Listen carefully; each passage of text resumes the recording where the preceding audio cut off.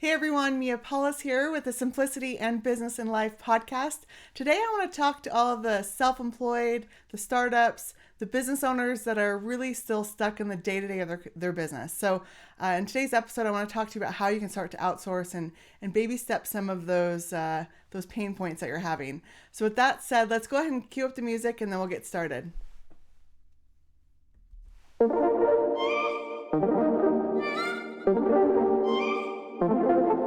No, it doesn't have to be so hard. No, it doesn't have to be so hard. Business and life made simple. All right, so first let's talk about just pain points in general. So if you've been in business for a while, you might be saying like, man, it just seems tougher now. Like business that I had 10 years ago is just so much more to do. And you're right. It's because business is changing. It is evolving. The customer journey is more complicated than what was before. Customers are demanding more. Employees are demanding more. And it's not necessarily a bad thing. People just want to bring that human experience back to the forefront because I think we got away from it for a while, and people want to be able to have the journey that they want. And because people are used to social media and technology and all these things, that they want to create their own journey.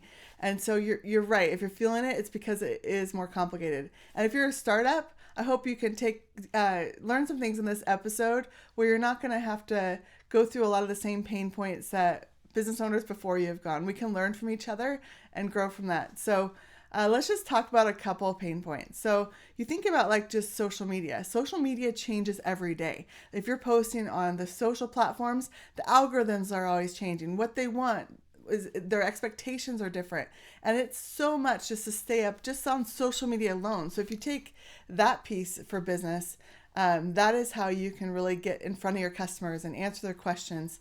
Same thing with your website, always answering questions through an FAQ or a blog. It takes a lot to keep that content up to date and alive, and that obviously helps your SEO. There's just so many elements. I won't go into all those details in this live, but just social alone and the marketing world is changing.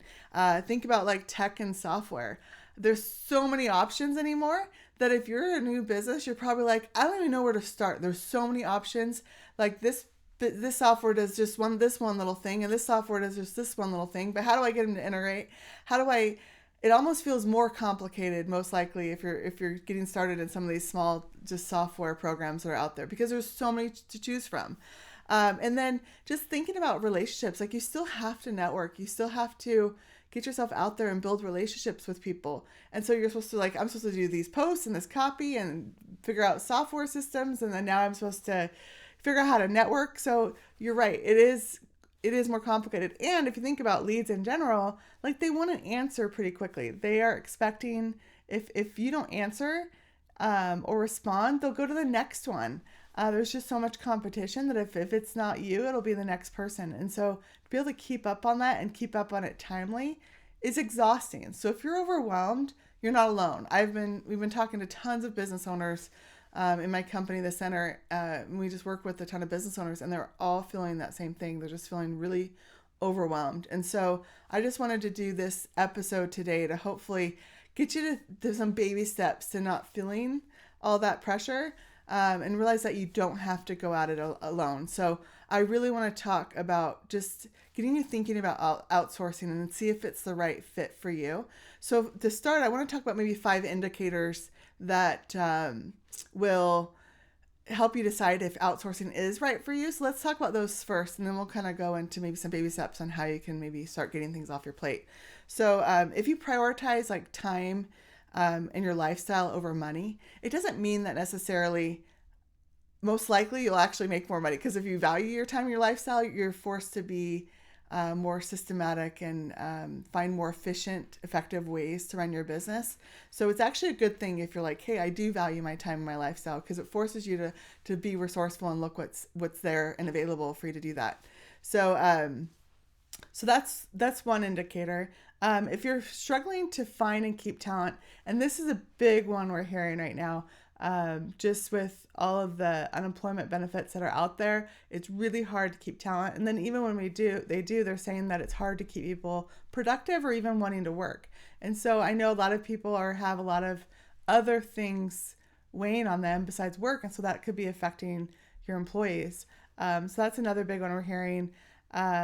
Just understanding the value of focusing on your core competencies. So in business, like you need to, like I said, business is more complicated. So if you don't have the time to focus on those things that are the most critical, if you're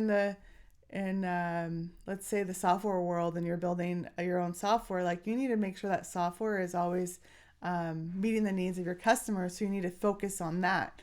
Again, you just have to be able to make sure you're able to stay innovative and creative in the element that is your solution that you're solving for your customers. Another example is just, and I kind of already touched on this, but understanding that it's so critical to stay innovative anymore. In order to keep that competitive advantage, because it is so competitive out there, you have to be able to always think and look ahead and look up and out. And if you're stuck looking down and just reacting to business, it's going to be really tough to not get passed up by your competitors.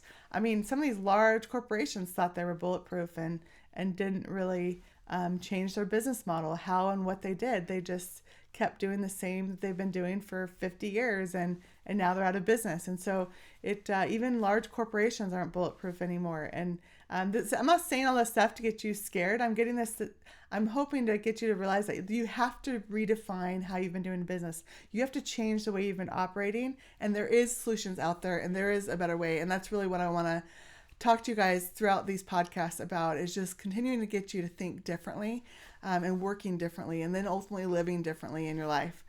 So the fifth indicator is understanding that business is more complicated now than it was 10 years ago.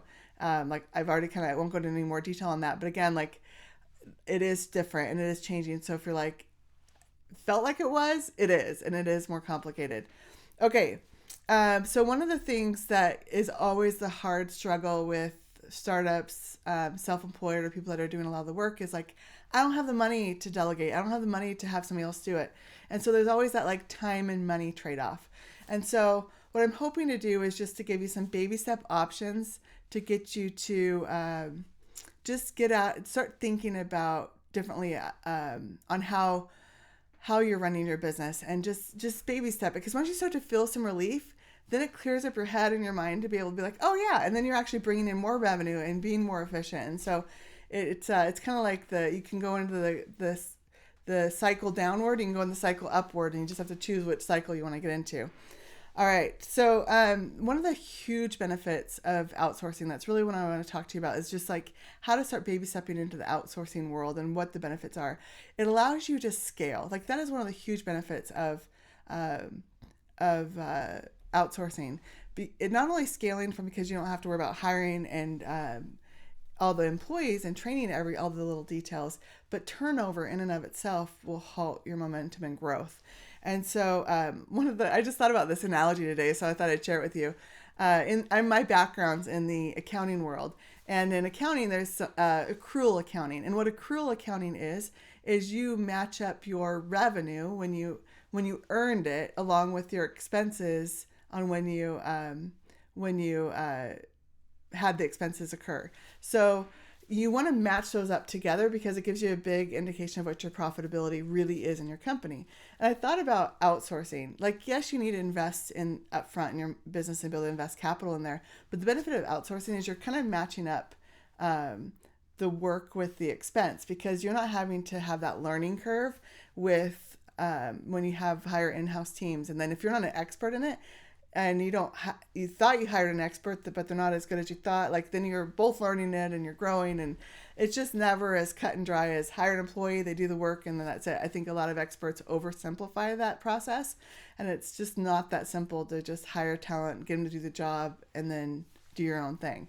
It requires some finessing, and it took, like, we have obviously a big in-house team ourselves, but it took me over a decade to figure that out.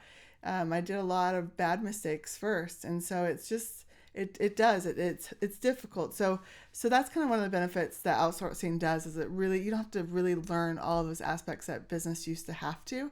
And there are outsourcing models, like I talked about in my first episode, episode 1 on team sourcing, that allows you to delegate literally the 80% that's the same in every business with small specialized teams. So it doesn't have to be like a one-to-one virtual assistant relationship. Like, I'm actually not for that model. I don't think it helps business owners. So I'm always for like more of that team sourcing model. We have it in house. That's the model that we've built at the center, and it works. I've seen it work. So, all right, let's see. So one of the things as a visionary and as self-employed, as an entrepreneur, is that it's so critical to stay in that visionary zone, in that creative zone. And it, again, like when you're stuck in the day-to-day, like that's the last thing you're on your mind. Like, you've probably read all these great books that always say work on your business, not in it. And that's not new to any of us. Like, we know we need to, but how do we do that? And so I just want to kind of maybe give you a few like baby step tips and tricks to hopefully get you to think differently, to start learning to let go a little bit. Because once you just start practicing that, it gets a little bit easier over time. I had to learn it too. And the sooner you start on that process, the sooner you'll be out of the day-to-day and the whirlwind of that. Also, if you're watching this on Facebook or YouTube, I would love to hear like the pain points you're experiencing. I always like to just know what entrepreneurs are experiencing, so I can better meet your guys' needs and make sure I'm addressing those.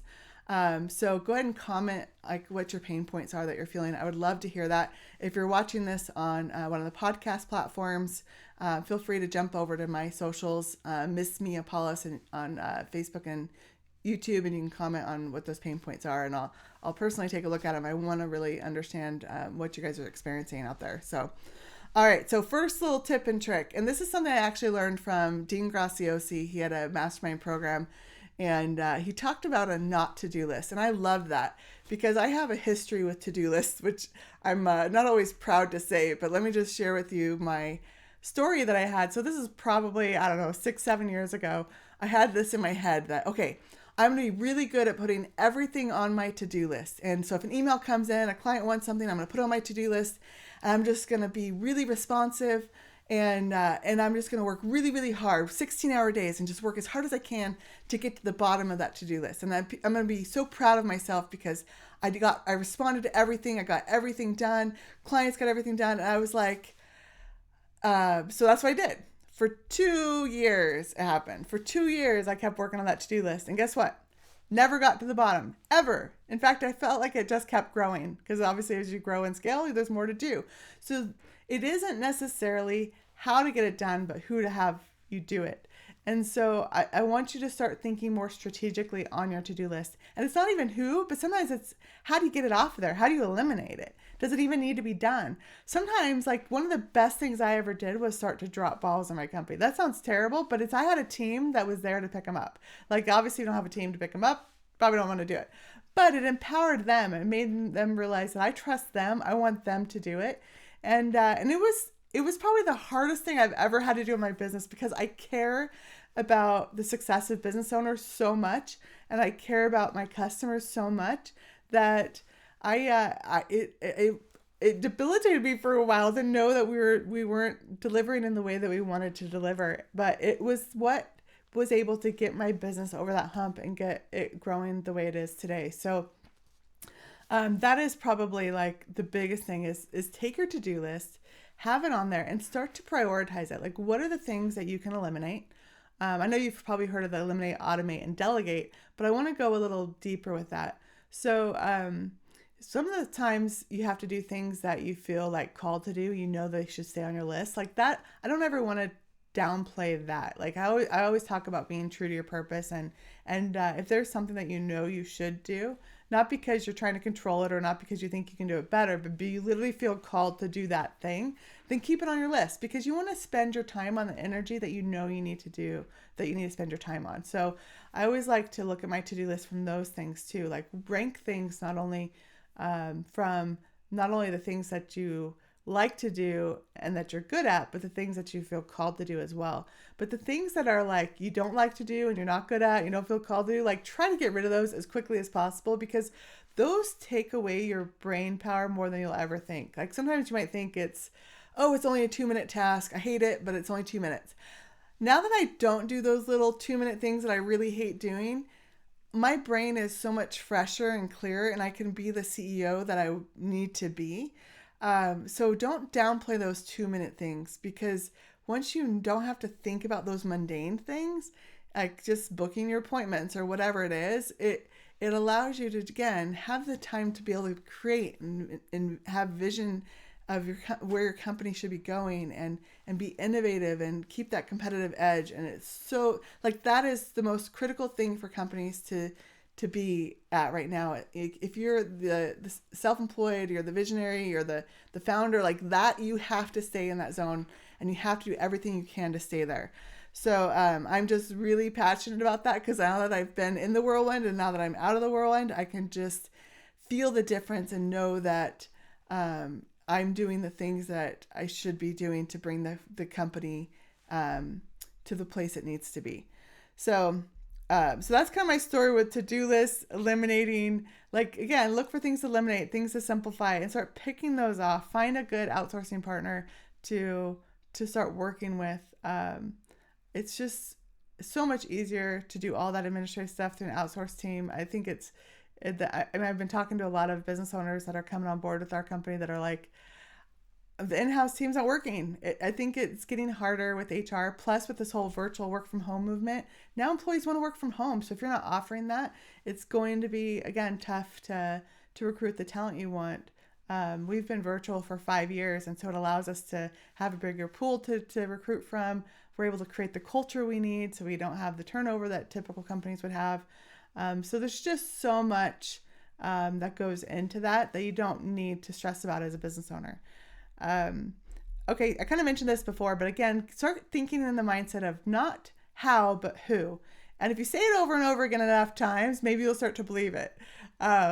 So when you're starting to do something, say, wait, I shouldn't do this. It's not how should I do this, it's who. You don't have to be an expert in everything in business. You need to be an expert in knowing how to have a resource to do that. And obviously I'm biased towards team sourcing, because you can have that one contact person that you can just spill all your pain points to and be like, I need help with this. And then it's our job to create the people, process, and technology to make that happen.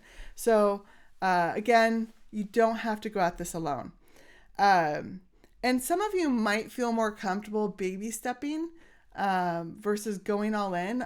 We see both types of companies when they come with us. Like some are like, okay, this is like my biggest pain point, so let's just start with that. And like that works really well. And once you start to feel a little bit of reprieve, you'll feel empowered. You're like, oh, why didn't I do this years ago? So don't feel like if you know that you struggle with letting go, just start with little things, and it gets so much easier the more you start to do that. Again, I already talked about the role of a visionary and those little tasks. That's so critical.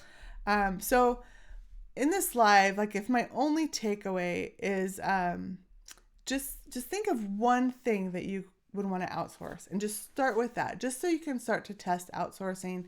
Like our company, if you're not happy, if it's not working, we actually have a 30-day money-back guarantee. Like we believe so much in what we're doing and our solutions. We offer that to customers because we just want you guys to feel that sense of relief. And it sometimes it's hard from letting go, because you think, oh, they'll never be able to do it as well as I could do it. They don't know as much as I do. And so you hold tight, right? Well, now that I have the team that I have, a lot of times I've heard people say like, you just have to be okay with employees being 80% as good as you. But honestly, now that I have the amazing team I have, I can tell you it's the opposite. They do 120% better than I could ever do, because I'm like a true visionary. Like even though my background's in accounting and finance, like I'm a true entrepreneur. Like as far as like, I wake up at 3 a.m. with all these crazy ideas, and I have to like always suppress the shiny objects to make sure I'm doing the things that are most critical and important to fulfill the vision. And so all of those things matter. And so don't feel like you have to, be an expert like in everything. Just find those pain points. That's the one thing, and realize that these teams can be better than you could ever be. I promise you, I've experienced it, and it's amazing. So, all right. So that's all I have for you guys today. But if you are interested in learning about team sourcing, go to my first episode of this podcast. So episode 1, I talk all about team sourcing. And then I direct you to our team sourcing link, which is thecenter.com. So THECENTR.com/team sourcing. And this will be on the show notes in my podcast. So that's all I have for you today. Again, remember, who, not how, and just baby steps into letting go. You can do this. I know you can. All right. Talk to you guys later. Bye.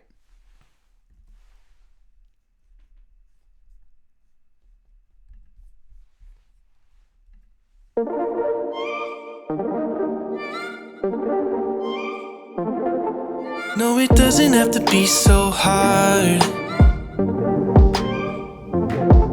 No, it doesn't have to be so hard. Business and life made simple.